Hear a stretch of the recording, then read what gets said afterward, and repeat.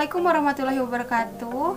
Kembali lagi dengan saya Putri Darisa, salah satu mahasiswi dari Universitas Teknologi Digital dengan NPM 10221109 dengan kelas I1 Akuntansi.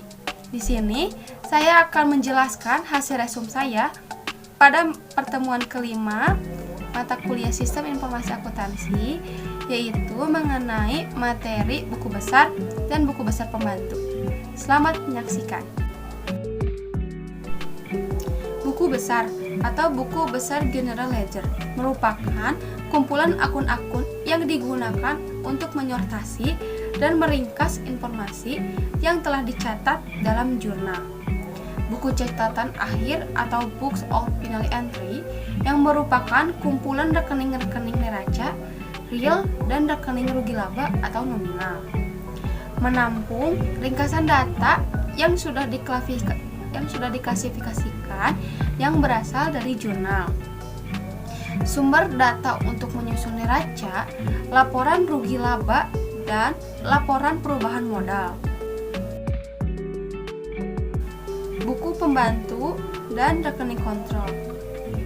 Buku pembantu subsidiary ledger adalah suatu cabang buku besar yang berisi rincian akun tertentu yang ada dalam buku besar. Rekening kontrol atau controlling account yaitu buku besar yang rinciannya dibuat dalam buku pembantu. Buku pembantu dalam perusahaan manufaktur. 1. Yaitu buku pembantu piutang. 2. Buku pembantu utang. 3. Buku pembantu harga pokok produk. 4. Buku pembantu biaya. 5. Buku pembantu aktiva tetap. Formulir rekening buku besar. 1. Rekening bentuk biasa. 2. Rekening saldo dengan 1 kolom saldo. 3. Rekening saldo dengan 2 kolom saldo. 4. Rekening dengan saldo lama dan saldo baru.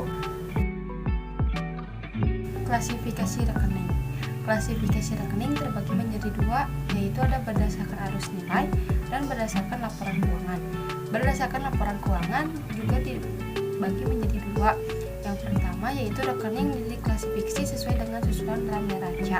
Yang kedua diklasifikasi sesuai dengan susunan dalam laporan rugi laba. Klasifikasi atas dasar laporan keuangan terdiri menjadi 1. Rekening buku besar dibagi sebagai dengan neraca dan rekening rugi laba. 2. Ada rekening neraca dibagi dalam kelompok yaitu aktiva, utang, dan modal.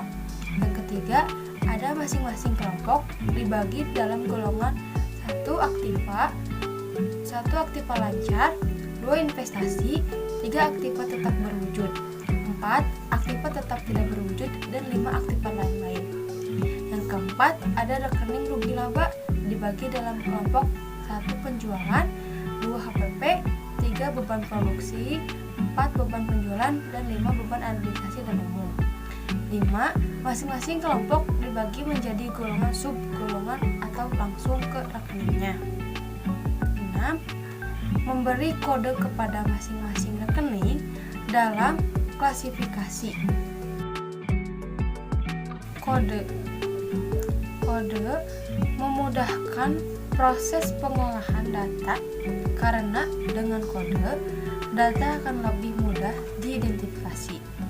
Kode juga yaitu suatu kerangka yang menggunakan angka atau huruf atau kombinasi angka dan huruf untuk memberi tanda terhadap klasifikasi yang sebelumnya telah dibuat.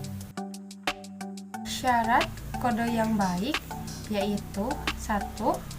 Kode yang disusun perlu disesuaikan dengan metode proses data. 2. Setiap kode harus mewakili hanya satu item sehingga tidak membingungkan. 3.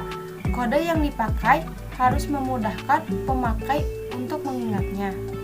Yang keempat, kode yang disusun harus fleksibel, artinya dapat dilakukan perluasan tanpa perubahan yang menyeluruh. 5. Setiap kode harus menggunakan jumlah angka atau huruf yang sama. 6.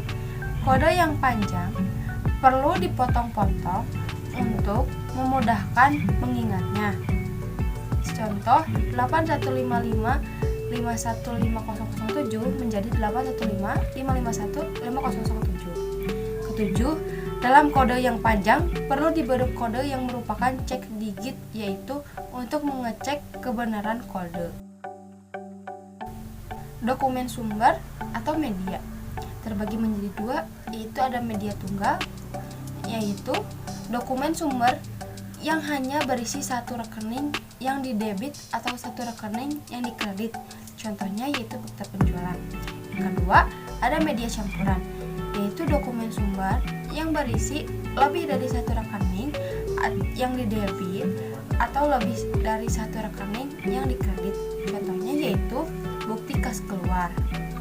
Metode pemberian kode rekening yang pertama yaitu ada kode angka atau alfabet huruf. Yang kedua ada kode angka blok. Yang ketiga ada kode angka kelompok. Yang keempat ada kode angka desimal. Ada 4 metode posting, yaitu yang pertama metode tangan atau pen dan ink, yaitu kedua metode posting langsung atau direct posting dari buku pembantu. Yang ketiga metode posting langsung atau direct posting dari dokumen sumber. Yang keempat ada metode tanpa buku pembantu atau regardless book keeping.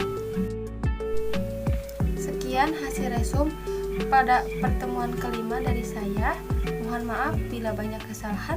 Wassalamualaikum warahmatullahi wabarakatuh.